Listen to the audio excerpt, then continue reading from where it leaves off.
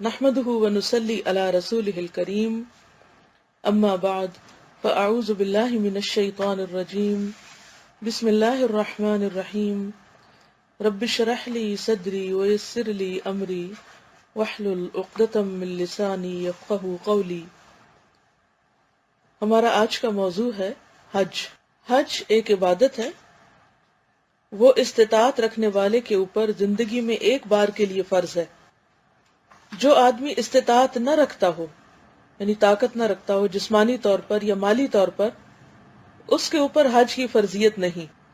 حج میں آدمی اپنے وطن سے نکل کر حجاز جاتا ہے، یعنی مکہ مدینہ۔ وہاں وہ مکہ میں داخل ہو کر کعبہ کا طواف کرتا ہے، وہ صفا اور مروہ نام کی دو پہاڑیوں کے درمیان سعی کرتا ہے، یعنی دوڑتا ہے۔ عرفات میں قیام کرتا ہے، یہ بھی ایک جگہ کا نام ہے۔ جمار پر پتھر مارتا ہے، جن کو ہم شیطان کہتے ہیں، اور جمار یہ جمرہ کی جمع ہے۔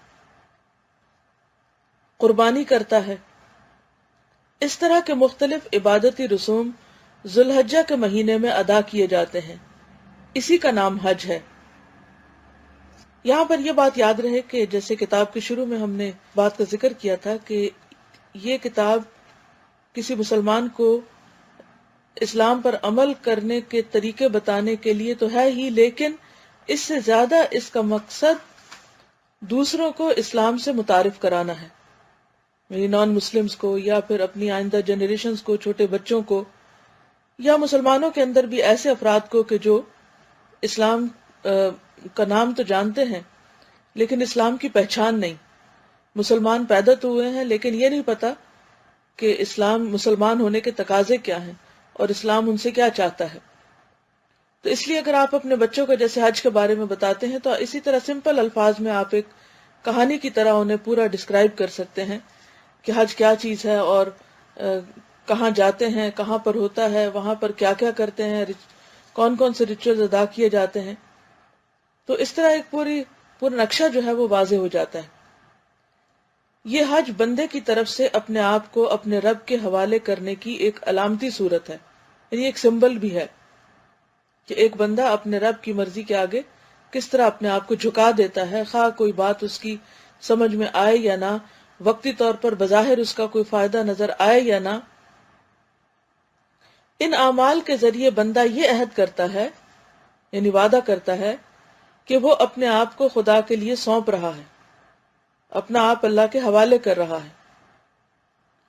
اس کی زندگی صرف خدا کے گرد گھومے گی، یعنی جس طرح بیت اللہ شریف کے ارد گرد گھومتا ہے انسان، تو یہ ایک سمبل ہے، یہ ایک یاد دہانی اور لیسن ہے اس میں کہ بالکل اسی طرح انسان کی زندگی ساری کی ساری اللہ رب العالمین کے ارد گرد گھومنی چاہیے۔ یعنی ہر وقت انسان کے دل اور دماغ پر یہ خیال چھایا رہنا چاہیے کہ میں کس طرح اپنے رب کو راضی کروں، کسی بھی معاملے میں میرا رب مجھ سے کیا چاہتا ہے، اور وہ اسی ڈائریکشن کو مڑتا چلا جاتا ہے۔ وہ خدا کی خاطر ہر قربانی کرنے کے لیے تیار ہے، جیسے انسان وہاں جا کر جانوروں کا خون بہاتا ہے اور قربانی کرتا ہے، اور اسی طرح اپنے گھر بار کی، نیند آرام کی اور وطن کی قربانی کرتا ہے، تو یعنی وطن سے جدائی کی، رشتہ داروں سے جدائی کی قربانی کرتا ہے۔ تو یہ دراصل اس بات کی علامت ہے کہ بندہ اپنے رب کی خاطر ہر چیز کو چھوڑ سکتا ہے اور تکلیفیں برداشت کر سکتا ہے، اور جس طرح وہ جانور کا خون بہا رہا ہے، اسی طرح جب اس کا رب چاہے گا تو وہ اپنا آپ بھی قربان کرنے کو تیار ہو جائے گا، کیونکہ اللہ سبحانہ وتعالیٰ نے قرآن پاک میں فرمایا کہ لن ینال اللہ لحومہا ولا دماؤہا، اللہ کو نہ ان جانوروں کے خون پہنچتے ہیں اور نہ گوشت پہنچتا ہے، کیونکہ اللہ تعالیٰ کو تو ان قربانیوں کی ضرورت نہیں۔ ولیکن ینالہ التقوی منکم، لیکن اس کو تمہارا تقوی پہنچتا ہے۔ تو اس سے یہ پتہ چلتا ہے کہ حج انسان کے اندر تقوی پیدا کرتا ہے، اللہ سے ایک خاص تعلق پیدا کرتا ہے۔ جب انسان دنیا کی ساری چیزیں چھوڑ کر اپنے آپ کو اللہ کے حوالے کرتے ہوئے ایک ایسی جگہ پر لے جاتا ہے جہاں ہر طرف اللہ کا نام بلند ہو رہا ہوتا ہے، تو وہ دن اس کے زیادہ سے زیادہ اللہ کی یاد میں گزرتے ہیں۔ وہ اس کے لیے ایک تربیتی سبق بھی ہوتا ہے کہ واپس آ کر انسان زیادہ سے زیادہ اللہ کی یاد میں زندگی بسر کرے مختلف کام کرنے کے دوران۔ حج کے عمل کے دوران آدمی کعبہ کے معمار حضرت ابراہیم علیہ السلام اور حضرت اسماعیل علیہ السلام کو یاد کرتا ہے، یعنی اس کی ہسٹری یاد آتی ہے، اور کس نے بنایا اور کہاں سے یہ سب شروع ہوا۔ قدرتی طور پر ان سب باتوں کا خیال آتا ہے۔ وہ پیغمبر اسلام صلی اللہ علیہ وسلم کی تاریخی یادوں کو دیکھتا ہے۔ جہاں تاریخی یادگاریں نظر آتی ہیں وہاں پرسنلی مجھے جب بھی مدینہ جانے کا اتفاق ہوا تو میں چاروں طرف دیکھتی ہوں کہ نئی نئی عمارتیں بن چکی ہیں اور پورا کلچر تبدیل ہو گیا ہے۔ تو ایک طرف یہ بات بہت دل کو سکون دیتی ہے کہ میں رسول اللہ صلی اللہ علیہ وسلم کے بالکل قریب پہنچ گئی ہوں۔ مدینہ میں ہوتے ہوئے یہ احساس رہتا ہے، اور پھر خصوصاً جب مسجد نبوی کے اندر ہوں تو احساس اور بھی بڑھ جاتا ہے، درود شریف پڑھنے میں اور لطف آتا ہے۔ پھر جب روضہ مبارک کے اور قریب پہنچتے ہیں تو یوں لگتا ہے بس چند فٹ کا فاصلہ رہ گیا، اور پھر یہ دعا دل سے نکلتی ہے کہ اللہ قیامت کے دن بھی ہمیں آپ کا قرب نصیب کرے اور ہم آپ کے مقرب ترین بندوں میں سے ہوں۔ تو وہاں پر جہاں اور ساری چیزیں تبدیل ہو گئی ہیں، تو ایک تو نبی صلی اللہ علیہ وسلم کا وہاں پر قبر مبارک کا ہونا دل کو ایک بہت تقویت دیتا ہے۔ دوسرے یہ کہ میں ہمیشہ سوچتی ہوں کہ یہ زمین وہی ہے اور یہ آسمان بھی وہی ہے اور یہ فضا بھی وہی ہے۔ جیسے میں چل رہی ہوتی ہوں تو سوچتی ہوں جس فضا سے میں گزر رہی ہوں شاید اسی جگہ سے کبھی نبی صلی اللہ علیہ وسلم گزرے ہوں، یا جہاں اس وقت میرے قدم ہیں شاید کسی وقت اسی زمین پر یا زمین کے اس حصے پر اللہ کے رسول صلی اللہ علیہ وسلم کے قدم آئے ہوں اور وہ گزرے ہوں۔ اور پھر خاص طور پر جب اسلامی تاریخ پڑھتے ہیں اور اصحاب صفہ کا کردار پڑھتے ہیں اور مسجد میں تعلیم اور خطبے اور ان تمام چیزوں کا ذکر پڑھتے ہیں، تو جو کچھ بھی آج اللہ کی دی توفیق سے بندے وہاں پر کر رہے ہیں ان ایکٹیویٹیز میں سے، تو ان کو ان کے اندر شریک ہو کر بھی ایک خاص قسم کی روحانیت پیدا ہوتی ہے۔ وہ اپنے کچھ ایام کو اس ماحول میں گزارتا ہے جہاں اسلام کی ابتدائی تاریخ بنائی گئی، یعنی جہاں سے اسلام شروع ہوا۔ اس طرح حج ایک آدمی کو خدا سے اور خدا کے پیغمبروں سے جوڑنے کا ذریعہ بن جاتا ہے۔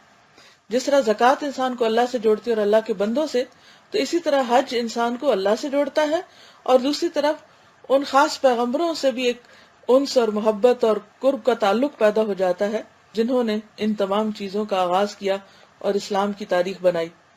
وہ خدا کے نیک بندوں کی زندگیوں کو یاد دلاتا ہے، وہ خدا کے نیک بندوں کی زندگیوں کی یاد دلاتا ہے کہ ان کی زندگی کیسی تھی۔ اس لیے میں آپ سب سے یہ کہوں گی کہ اگر آپ حج یا عمرے کو جائیں تو خاص طور پر سیرت کی کتاب ضرور ساتھ رکھیں اور سیرت کا مطالعہ کریں۔ مثلا ہم ایک بار عمرے پر گئے تو وہاں ہم اپنے ساتھ الرحیق المختوم لے گئے، تو جب احد پہاڑ کو وزٹ کرنے کے لیے گئے تو ہم نے پورا جنگ احد کا تذکرہ وہاں بیٹھ کر پڑھا۔ اس سے ایک بالکل کیفیت اور فیلنگ ہی اور طرح تھی۔ ساتھ ساتھ ہم وہ پڑھ رہے تھے اور ساتھ ساتھ اس علاقے کو دیکھ رہے تھے، اور اس پوری جنگ کا نقشہ جو تھا وہ ذہن میں تازہ ہو گیا۔ تو اسی طرح اور بھی جو اچھی کتابیں ہیں، یعنی تاریخ سے متعلق، صحابہ کی زندگی سے متعلق، انصار سے متعلق، وہ آپ وہاں پر ضرور ساتھ رکھیں اور ان کو پڑھیں، تو اس سے ایک خاص آپ کو سکون اور خوشی اور ایک کنیکشن محسوس ہوگا۔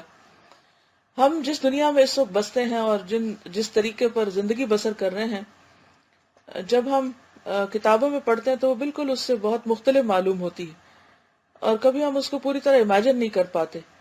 لیکن اگر یہ علم وہاں جا کر حاصل کیے جائیں، وہاں جا کر پڑھے جائیں، تو ایک خاص قسم کا کنیکشن اور تعلق اپنی بنیادوں کے ساتھ اور روٹس کے ساتھ ہوتا ہے۔ وہ اسلام کی تاریخ سے زندہ تعلق پیدا کرنے کا ذریعہ بن جاتا ہے، یعنی حج کا یہ سفر جو ہے۔ اسی کے ساتھ حج ساری دنیا کے خدا پرستوں کو متحد کرتا ہے، یعنی سب اکٹھے ہوتے ہیں اور ایک دوسرے سے تقویت پاتے ہیں۔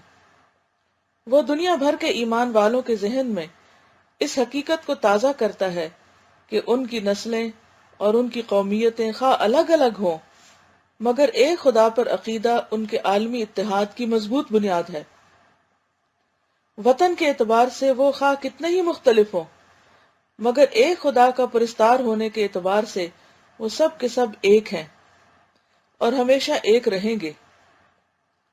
حج اصلاً خدا کی عبادت ہے، مگر عملی اعتبار سے اس میں دوسرے بہت سے ملی فائدے بھی شامل ہو جاتے ہیں، یعنی ملت یا امت کے اعتبار سے بھی بہت سی فائدہ مند چیزیں انسان سیکھتا ہے، اور ان فائدوں میں سے ایک فائدہ ملی اتحاد ہے۔ تو اللہ تعالیٰ سے دعا ہے کہ وہ ہمیں بہترین مسلمان بنائے اور بہترین طریقے سے ان عبادات کو کرنے کی توفیق دے، اور اپنے پسندیدہ بندوں میں شامل کر لے، جس طرح اس نے حضرت ابراہیم علیہ السلام اور حضرت محمد صلی اللہ علیہ وسلم کو اپنے چنے ہوئے بندوں میں شامل کیا تھا۔ اللہ تعالیٰ ہم سب کی آخرت اور عاقبت اچھی کرے۔ اس کے ساتھ ہی اجازت چاہتی ہوں۔ السلام علیکم ورحمۃ اللہ وبرکاتہ۔